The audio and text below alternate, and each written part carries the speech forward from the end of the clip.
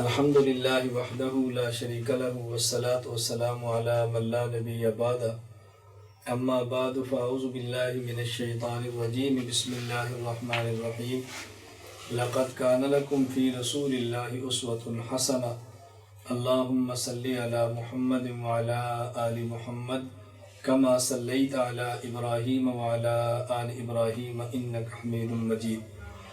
اللہ رب العزت نے حضور اکرم صلی اللہ علیہ وسلم کو قیامت تک آنے والے تمام انسانوں کے لیے اسوہ حسنہ، نمونہ اور معیار بنا کر بھیجا ہے۔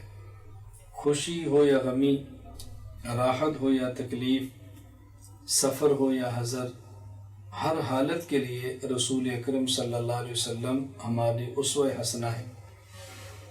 ہمارے ہاں بعض موقع ایسے آتے ہیں کہ جس میں کچھ لوگ اعتدال کے ساتھ اپنے اعمال میں لگے رہتے ہیں اور کچھ لوگ حدود سے تجاوز کر کے اپنا بھی نقصان کرتے ہیں، امت کا نقصان بھی کرتے ہیں۔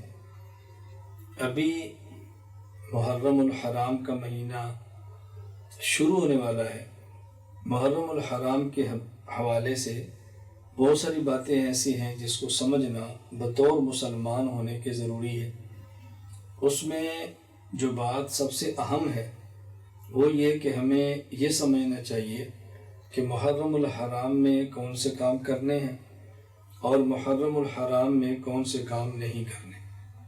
اسی طرح ہمیں یہ سمجھنا چاہیے کہ محرم الحرام میں ہمیں کیا سبق ملتا ہے اور ہم نے اپنی زندگی اس سبق کو سمجھ کر اس کے مطابق کیسے زندگی گزارنی ہے، اور پھر یہ بات بھی سمجھیں کہ عبادات کے لیے امن کتنا ضروری ہے اور امن کیسے قائم ہوتا ہے، اور فساد اور دنگا کیسے ہوتا ہے، لڑائیاں جھگڑے کیسے ہوتے ہیں جس سے عبادات بھی صحیح ادا نہیں ہوتی اور گھر کے سکون وغیرہ سب ختم ہو جاتے ہیں۔ جہاں تک تعلق پہلی بات کا ہے، ذرا اس کو سمجھ لیں۔ محرم میں بنیادی طور پر کرنے کے دو کام ہیں۔ نمبر 1، 9 اور 10 محرم یا 10 اور 11 محرم 2 دن کے روزے رکھے۔ حضور اکرم صلی اللہ علیہ وسلم نے 10 محرم کا روزہ رکھا اور پھر آپ نے فرمایا کہ آئندہ سال اگر میں زندہ رہا تو انشاءاللہ العزیز ایک روزے کا مزید اضافہ کروں گا۔ یہ آپ نے کیوں فرمایا؟ جب آپ نے 10 محرم کا روزہ رکھا تو رسول اکرم صلی اللہ علیہ وسلم یہ بتایا گیا کہ ہمارے ہاں یہود 10 محرم کا روزہ رکھتے ہیں، تو آپ نے آئندہ سال ایک اور روزہ رکھنے کا ارادہ فرمایا تاکہ عبادات میں بھی یہود کے ساتھ ہماری مشابہت نہ ہو۔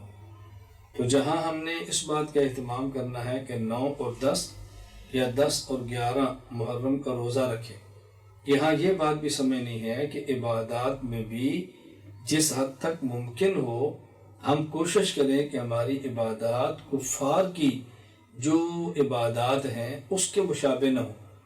کفار نے کچھ عبادات بنا رکھی ہیں، آخرت میں اجر ان کو نہ ملے، لیکن وہ اپنے بعض مال کو عبادات کہتے ہیں، تو ہماری عبادات اس کے ساتھ تشابہ نہ ہو، اس کا خیال رکھنا چاہیے۔